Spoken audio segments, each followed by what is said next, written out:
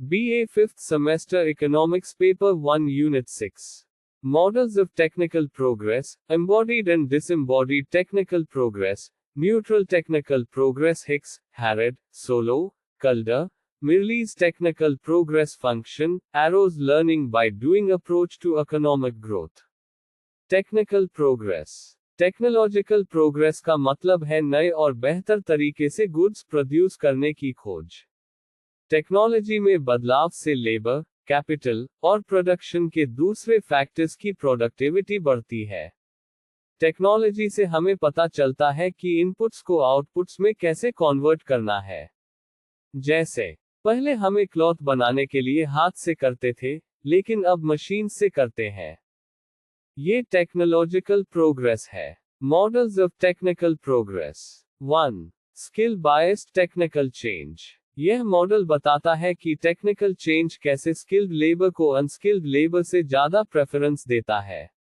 Skilled labour की productivity बढ़ती है, तो उसकी डिमांड भी बढ़ती है। 2. Labour augmenting technical change. यह मॉडल बताता है कि टेक्निकल इंप्रूवमेंट्स कैसे प्रोडक्शन फंक्शन को अपवर्ड्स शिफ्ट करते हैं। नए टेक्नोलॉजी से कॉस्ट्स कम होते हैं, तो रिच और पुअर दोनों कंट्रीज में प्रॉफिटेबल होता है। 3. Solow growth model. यह इकोनॉमिक मॉडल बताता है कि आउटपुट लेवल कैसे population growth rate, saving rates और टेक्नोलॉजिकल प्रोग्रेस से अफेक्टेड होता है। मॉडल ये प्रिडिक्ट कर सकता है कि टेक्नोलॉजिकल प्रोग्रेस से स्टैंडर्ड ऑफ लिविंग टाइम के साथ बढ़ेगा। 4. Endogenous growth theory. यह मॉडल टेक्निकल प्रोग्रेस को इकोनॉमिक ग्रोथ मॉडल्स में शामिल करता है। 5. Information theoretic model of induced technical change. यह model statistical equilibrium economic model पर बेस्ड है। टेक्निकल चेंज को स्टैटिस्टिकल मॉडल से समझना। टेक्निकल प्रोग्रेस दो तरह के होते हैं। 1. Embodied technical progress. ये तब होता है जब नए टेक्निकल चेंजेस को नए इक्विपमेंट में शामिल किया जाता है, जिससे टेक्नोलॉजी सुधरती है। जैसे पहले हमने ओल्ड मशीन से काम करते थे, लेकिन अब हम नए मशीन से काम करने लगे हैं, जिसमें नए टेक्निकल चेंजेस हैं। 2. डिसएम्बॉडीड टेक्निकल प्रोग्रेस। ये तब होता है जब टेक्नोलॉजी सुधरती है और आउटपुट बढ़ता है, लेकिन इसके लिए नए इक्विपमेंट की जरूरत नहीं होती। ये टेक्निकल नॉलेज में सुधार के थ्रू पॉसिबल होता है। जैसे हम अपने तरकीब में सुधार किए और अब हम सेम मशीन से ज्यादा आउटपुट ले पा रहे हैं। Neutral technical progress. ये टेक्नोलॉजी है जो काम करने की एफिशिएंसी बढ़ाता है। 3 तरह के न्यूट्रल टेक्निकल प्रोग्रेस होते हैं। 1.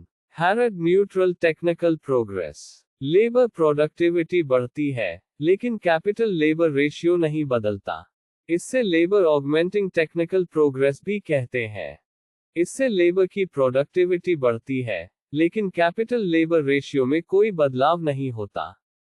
ये लेबर सेविंग होता है, क्योंकि यह लेबर की एफिशिएंसी बढ़ता है, जिससे आउटपुट पर वर्कर बढ़ता है। जैसे अगर एक वर्कर पहले 10 यूनिट्स प्रोड्यूस कर सकता था, तो अब न्यूट्रल टेक्निकल प्रोग्रेस के बाद वो 15 यूनिट्स प्रोड्यूस कर सकता है, लेकिन उसके लिए कैपिटल की जरूरत नहीं बढ़ती। 2. Hicks neutral technical progress. Capital और लेबर के बीच बैलेंस रहता है। कैपिटल और लेबर के बीच सब्स्टिट्यूशन रेट सेम रहता है, चाहे फैक्टर प्रोपोर्शंस कुछ भी हो। 3. Generalised Solow neutral technical progress. Human और टैंजिबल कैपिटल दोनों से टेक्निकल प्रोग्रेस बढ़ता है। जिन कंट्रीज में कैपिटल ज्यादा है, उन्हें टेक्निकल प्रोग्रेस की रेट ज्यादा होती है। कल्डर मिरलीज टेक्निकल प्रोग्रेस फंक्शन। ये एक मैथमेटिकल मॉडल है जो टेक्निकल प्रोग्रेस को मेजर करता है। इससे पता चलता है कि टेक्नोलॉजी कैसे बदलती है और इससे इकोनॉमिक ग्रोथ कैसे अफेक्टेड होता है। इस मॉडल में 2 चीजें इंपॉर्टेंट हैं। 1. Technical progress rate. ये बताता है कि टेक्नोलॉजी कैसे बदलती है। 2. Labour productivity. ये बताता है कि लेबर की एफिशिएंसी कैसे बदलती है। एग्जाम्पल, मुंबई में एक टेक्सटाइल फैक्ट्री है।